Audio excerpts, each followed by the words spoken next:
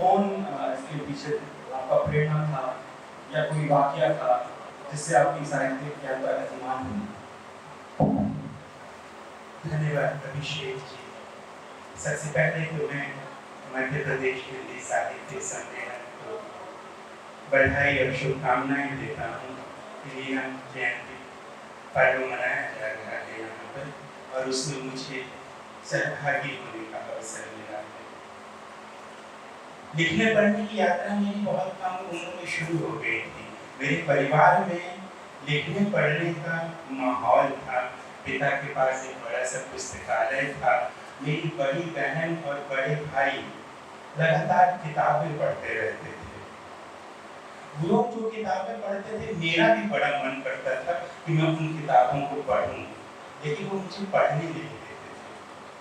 वो पढ़ते थे जासूसी उपन्यास, सुरेंद्र मोहन पाठक, वेद प्रकाश शर्मा, और जब भी मैं वो किताबें उठाता था तो मुझे डांट दिया जाता था। कहते थे ये सब मत पढ़, तू अच्छा बच्चा है, तू प्रेमचंद पढ़ा कर। तो इस तरह प्रेमचंद से मेरा परिचय हुआ और मेरे दिमाग में ये बात घुस गई कि जो अच्छे बच्चे होते हैं, यानी जो गंभीर साहित्य की तरफ जाना चाहते हैं, जो साहित्य और समाज के सरोकारों को पकड़ना चाहते हैं, वो कहीं न कहीं प्रेमचंद के पास जाकर आरंभ करते हैं। तो पढ़ाई इस तरह से शुरू हुई और मेरे रचनात्मक ढब में, रचनात्मक गठन में मेरी बड़ी बहन का बड़ा योगदान रहा। उन्होंने मुझे प्रेरित किया। तो 13 साल की उस छोटी सी उम्र में मैंने बच्चों की एक कहानी लिखी जो उस समय की बड़ी चर्चित पत्रिका थी और मेरी बड़ी प्रिय पत्रिका थी, टिंकल। आप सबने बचपन में पढ़ी होगी। टिंकल पत्रिका में मेरी वो कहानी प्रकाशित हुई और यहाँ से मुझे एक भरोसा ये लगा कि लिखने और पढ़ने की दुनिया के साथ, भाषा के साथ मेरा एक संबंध बन सकता है।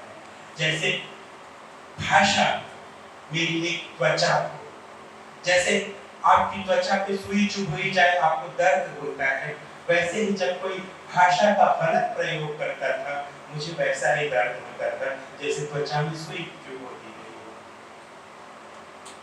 मेरी पढ़ाई की शुरुआत हुई, लिखने की शुरुआत हुई। मैं 15 साल का था। मेरी बड़ी बहन मुझसे 7 साल बड़ी थी, 22 साल की। मैंने कभी उन्हें स्वस्थ नहीं देखा था, वो हमेशा बीमार रहती थी। 1992-93 का दौर था। मुंबई में भयंकर दंगे हो रहे थे। मैं मुंबई का रहने वाला हूँ, वहीं की कहानियां बता रहा हूँ। जनवरी के अंत में मुंबई के दंगों का दूसरा चरण शुरू हो गया था और एक दिन मेरी बहन की तबीयत बहुत खराब हो गई। मेरे पिता ने बहुत कोशिश की, दिन भर डॉक्टरों को फोन लगाया, अस्पतालों को फोन लगाया, किसी तरह एक एम्बुलेंस का इंतजाम हो जाए, किसी तरह डॉक्टर घर तक आ जाए, लेकिन ऐसा कुछ नहीं हो पाया। मुंबई के दंगों में पूरा शहर बंद था, कोई भी हमारे यहाँ आने के लिए राजी नहीं हो रहा था। इसी तरह रात हो गई और रात के 11:30 बजे हमने देखा हमारी आंखों के सामने मेरी बड़ी बहन वो तड़प तड़प कर उन्होंने दम तोड़ दिया था। उस मृत्यु ने, मेरी बड़ी बहन की मृत्यु ने मुझे बहुत गहरे तक तोड़ा, बहुत गहरे तक प्रभावित किया। 15 साल का था मैं, क्योंकि उस मृत्यु के एक दिन पहले मेरी बड़ी बहन ने मुझे पेंसिल तोहफे में दी थी और कहा था कि तुम कविताएं लिखते हो, कहानियां लिखते हो, अपनी कविताएं इस पेंसिल से लिखना। जब उनकी मृत्यु हुई, उनका निधन हुआ, उस समय तो मैं बहुत रोया। हफ्ते भर बाद करीब मुझे उस पेंसिल की स्मृति आई कि दीदी मुझे पेंसिल देकर गई थी। मैंने 10-15 दिन बाद जब मेरे होश संभलने शुरू हुए, शौक थोड़ा कम हुआ, मैंने पेंसिल से लिखना शुरू किया और 15-20 दिन के अंदर मैंने पूरी पेंसिल खत्म कर दी। 15 साल की उस उम्र में मुझे ये अंदाजा नहीं था कि मेरी दीदी अमर नहीं है, तो ये पेंसिल भी अमर नहीं है, खत्म हो जाएगी जैसे मेरी दीदी खत्म हो गई। लेकिन आज वो पेंसिल मेरे पास नहीं है, लेकिन आज इतने वर्षों बाद मैं ये बात महसूस करता हूँ कि मैं जिस भी कीबोर्ड पर लिखता हूँ, मैं जिस कलम से लिखता हूँ, उन सारे कलमों के भीतर, उन सारे कीबोर्ड्स के भीतर मेरी दीदी की दी हुई वो पेंसिल आज तक धड़क रही है, आज तक जिंदा है।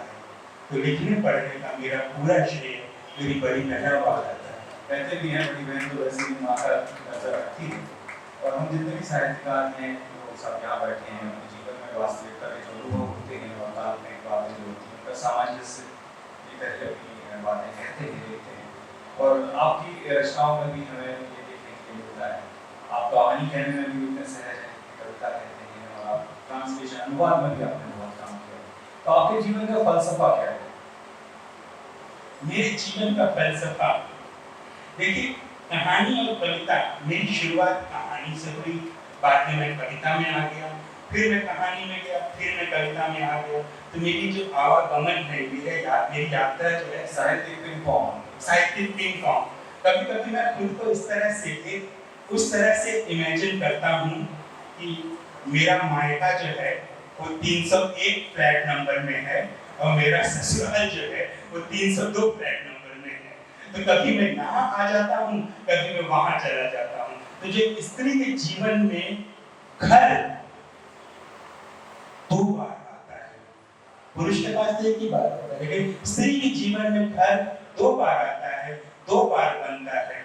जैसे अभी बात हो रही थी कि एक रचनाकार के भीतर स्त्री तत्व होना चाहिए, ये घर के संदर्भ में वो तत्व कहीं न कहीं मेरे भीतर रहता है। और जहाँ तक जीवन की फिलॉसफी की बात है, एक छोटा सा वाकया है। जब 22-23 साल की उम्र में मैंने अपनी पहली हवाई यात्रा की थी, तो वो ऐसे शुरू हुई थी कि मैं दक्षिण के एक गांव में था। वहां मुझे एयरपोर्ट ले जाने के लिए एक बहुत बड़ी शानदार मर्सिडीज कार भेजी। मैं मर्सिडीज कार से एयरपोर्ट पहुंचा। वहां पर मुझे बिजनेस क्लास का टिकट दिया गया। मुझे उस समय जेट एयरवेज था, बिजनेस क्लास में बिठाया गया। मैं वाया बम्बई दिल्ली पहुंचा, फिर वहां से अपने घर पहुंचा नोएडा में।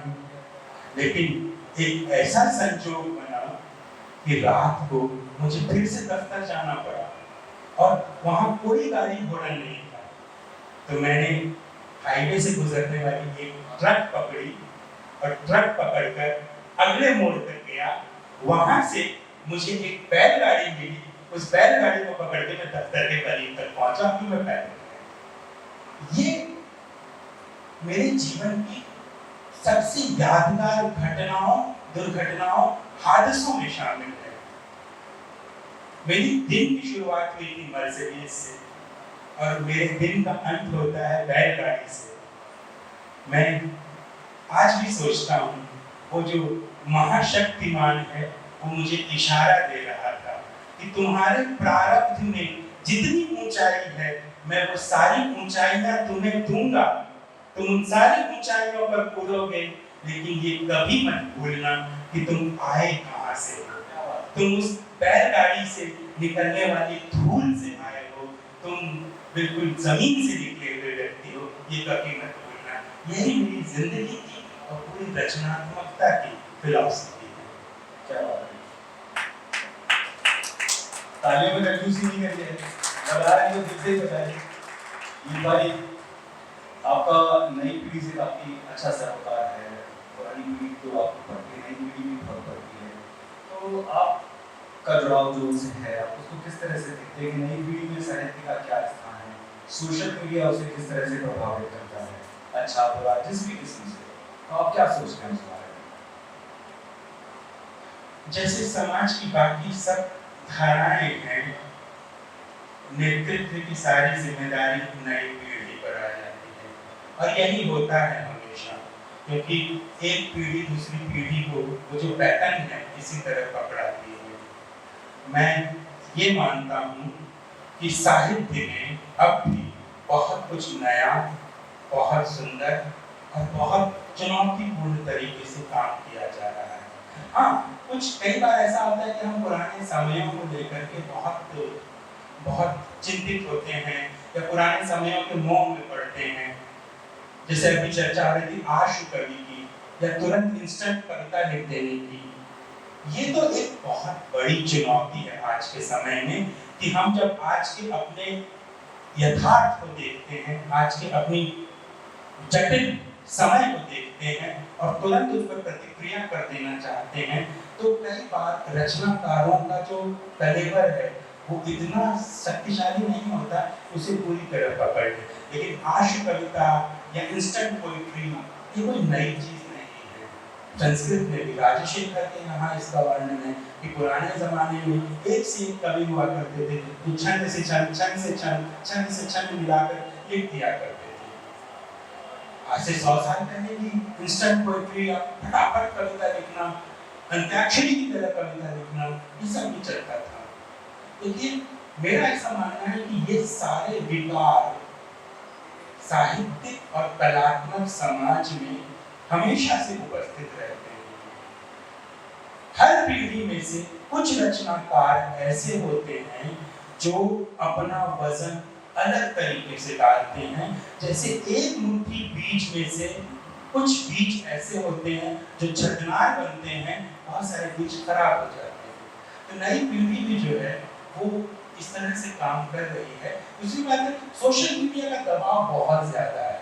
हर कोई जो है तुरंत स्थापित हो जाना चाहता है, तुरंत हिट हो जाना चाहता है।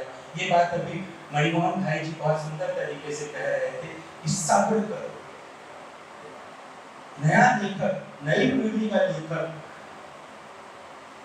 उसके भीतर उतना ही सब्र होना चाहिए जितना एक मुर्दे के भीतर होता है। मुर्दा जब दफन हो जाता है ना, तो बाहर निकलकर आने में बड़ी उसको गले मुर्दे बड़ी मुश्किल से उखड़ते हैं, बड़े सब्र वाले होते हैं। लेखक के भीतर ऐसा होना चाहिए, जमीन के भीतर दबा हुआ है, जब तक अच्छी खाद, पानी, मिट्टी ना मिले, अपने आप अंकुरित ना होने लगे, तब तक वो सब्र करे, तब तक अपनी रचनाओं को सेता रहे, सेकता रहे। बहुत अच्छी बात है, क्योंकि आजकल जो अल्पकी रचनाएं, अल्पकी रसोई की तरह पहले सोशल मीडिया पे डाल दी जाती हैं, उसके बाद बात करते हैं। क्या नई पीढ़ी समय जब धीरे धीरे वो आगे बढ़ेगी, उस चीज़ को समझेंगे जो आप कह रहे हैं कि हम सब कभी न कभी इस दौर से गुजरे हैं। मुझे लगता है कि आज में और परिपक्व होकर आगे हैं। लेकिन सोशल मीडिया के प्रभाव से, दूसरी भाषाओं की जानकारी से, विदेश यात्राओं से काफ़ी चीज़ें जो संस्कृति का लेन देन जो हुआ है, तो हिंदी साहित्य में अंग्रेजी और अन्य भाषाओं के शब्दों का चलन भी बहुत बड़ा है। एक वर्ग है जो उसको अच्छा नहीं मानता। आप इस बारे में क्या कहते हैं? नई पीढ़ी जो इस तरह से उन्मुक्त होकर दूसरी भाषाओं के शब्द यूज करती है, उनका प्रयोग करती है, उसके बारे में आप क्या सोचते हैं? पुरानी कहावत भी है, भाषा तो बहता हुआ नीर है। भाषा स्टैटिक नहीं होती, डायनामिक होती है। हर युग की भाषा अपने समय की मांगों और चुनौतियों के अनुसार बदलती रहती है। हम 2024 में रह रहे हैं। 1924 में जो हिंदी साहित्य की भाषा थी वो बहुत अलग थी। जयशंकर प्रसाद लिख रहे थे, प्रेमचंद लिख रहे थे। 1924 से 100 साल पहले की जो भाषा थी, 1824 1820 की, वो और भी अलग थी। लल्लू लाल लिख रहे थे इस समय। देखिए, हर 100 साल में भाषा इस तरह बदल जाती है कि 100 साल पहले की भाषा को ठीक तरह से समझने के लिए हमें शब्दकोश का प्रयोग करना पड़ता है। आज की जो पीढ़ी का लेखक है वो जयशंकर प्रसाद की हिंदी को शब्दकोश का इस्तेमाल किए बिना पूरी तरह समझ नहीं पाएगा। वैसे ही लल्लू लाल की भाषा को समझने के लिए न केवल शब्दकोश चाहिए बल्कि किसी गुरु का मार्गदर्शन भी चाहिए। तो भाषा हमेशा बदलती रहती है। आज के समय के हिसाब से अगर कुछ लोग भाषा का प्रयोग करते हैं, दूसरी भाषाओं से शब्द लेकर आते हैं और वो उनकी भाषा में सहज रूप से स्थापित हो जाता है, तब तो अच्छी बात है। लेकिन अगर सहज रूप से स्थापित नहीं हो पा रहा है तो उसका कोई अर्थ नहीं है। तब ऐसा लगेगा कि वो एक दिखावे की भाषा है, बनावट की भाषा है। अंग्रेजी के कितने सारे शब्द हैं, हिंदी की कितनी किताबों के शीर्षक अंग्रेजी में है, अंग्रेजी के शब्द हैं, लेकिन वो इतनी अच्छी तरह से घुल मिल गए हैं उस रचनाकार के नाम कि आपको बिल्कुल अटपटा नहीं लगता। तो किसी भी भाषा से शब्द लेकर के आए रचनाकार, लेकिन अपनी भाषा में उसको अच्छी तरह से समाहित कर सकते, वरना कोई जरूरत नहीं है दूसरी भाषा से शब्द लाने की। हमारी अपनी भाषा में बहुत सारे समर्थ, बहुत सारे शब्द हैं जिनका इस्तेमाल किया जा सकता है। सही बात है। अब काफी जो वर्ग है जो हमेशा शिकायत करता है कि नई पीढ़ी जो है वो अध्ययन से बहुत दूर रहती है, पढ़ते नहीं है, बस इसी किताबें खरीदती हैं। कल चर्चा में बात करता है कि वो किताबें खरीदते तो हैं लेकिन वो शोकेस में रखी होती है। तो ये जो अध्ययन से दूर होती है, तो इसके लिए आप किसी कसूरवार मानते हैं क्या? कसूरवार तो कोई नहीं, किसी को सीधे सीधे कहा नहीं जा सकता। और मुझे तो वो जो न्यायाधीश वाली कुर्सी है बड़ी असहज करती है कि किसी को कसूरवार ठहरा दिया जाए, क्योंकि बुरा जो लेखन मैं चला मुझसे बुरा न कोई, मैं तो इसके भी मानता हूँ। अध्ययन बहुत जरूरी है। जब 14-15 की उस उम्र में मेरी कविताएं मैं लिख रहा था, 17 की उम्र में मेरी पहली कविता प्रकाशित हुई थी जनसत्ता में। दूसरा जो सेट था पोएम का, जब मैं 18 साल का हुआ तो वो ज्ञानरंजन जी ने पहल में प्रकाशित की थी। एक पूरा सेट था कविताओं का। ये जो पूरा दौर है मेरी किशोरावस्था का या मेरे प्रशिक्षण का, मेरे पिता मुझसे एक बात बार बार कहते थे। ज्ञानरंजन जी की चिट्ठियां मेरे पास अभी तक पड़ी हुई हैं, बड़ी सुंदर और लंबी चिट्ठियां। उन सब का सार ये था कि यदि तुम एक पंक्ति लिखना चाहते हो तो तुम्हारे पास 1000 पंक्तियों का अध्ययन होना चाहिए। लेखन और अध्ययन का अनुपात ऐसे हो कि यदि तुम इतना पढ़ो तो जाकर के एक पंक्ति लिखने की एलिजिबिलिटी या अर्हता प्राप्त कर सकते हो। अध्ययन इतना जरूरी है, एक तरह से अनिवार्य है एक लेखन के लिए। लेकिन अध्ययन सिर्फ किताबों का ही नहीं। अगर आप किताब लेके बुक शेल्फ में रखते हैं, कभी न कभी उसको खोल के पढ़ेंगे। तीनों चीजों का अध्ययन, जिंदगी का अध्ययन, मनुष्यों का अध्ययन और तीसरे नंबर पर किताबों का अध्ययन। ये तीनों अध्ययन आपकी रचनात्मकता को स्वस्थ आयाम प्रदान करेगा। तो भाई कि हमारे पास समय की तो देख ही रहे हैं आप तो चलते चलते मैं आपसे निवेदन करूंगा कि नई पीढ़ी के लिए कोई अपनी पसंदीदा कविता या रचना सुना दें। क्यों भाई, होना चाहिए। एक छोटी सी कविता, चार। जब हमने बहुत बुरा समय देखा था 2-3-4 साल पहले कोविड के रूप में, तब ये कविता बनी थी। जब मुश्किल समय आए, सब कुछ बेकाबू हो जाए। जब मुश्किल समय आए, सब कुछ बेकाबू हो जाए, उससे थोड़ा और प्रेम करना जिससे अब तक तुम करते आए, जिससे अब तक तुम करते आए। तो इसी बात पे कंक्लूजन के तौर पर 4 लाइनें और हो जाए, जिससे हम आज की सभा को यहीं पर कंक्लूड कर सकें। अंत की 4 पंक्तियां, एक और 4 पंक्तियों की कविता है। नींद में मुस्कुराओगी तो फरिश्तों को रश्क होगा। क्या बात, रश्क माने की ईर्ष्या। नींद में मुस्कुराओगी तो फरिश्तों को रश्क होगा, वे तुम्हारे सपनों की तलाशी लेंगे मैं पकड़ा जाऊंगा। बहुत बहुत धन्यवाद दीप भाई, आप हमारे बीच में आए और हमारे शब्द उत्सव का हिस्सा बने। जोरदार तालियां दिव्य संजीवन दी चतुर्वेदी जी। और मैं विभाग से पधारे मनीष शर्मा जी को मैं यहाँ पर आमंत्रित करूंगा कि स्मृति चिन्ह देकर दीप भाई को सम्मानित करें। उसके पहले मैं अपनी तरफ से एक बार फिर से आप सभी का आभार व्यक्त करता हूँ। आप सबने सब्र के साथ सुना, बहुत बहुत धन्यवाद। मध्य प्रदेश हिंदी साहित्य सम्मेलन मुझे आमंत्रित करने के लिए धन्यवाद।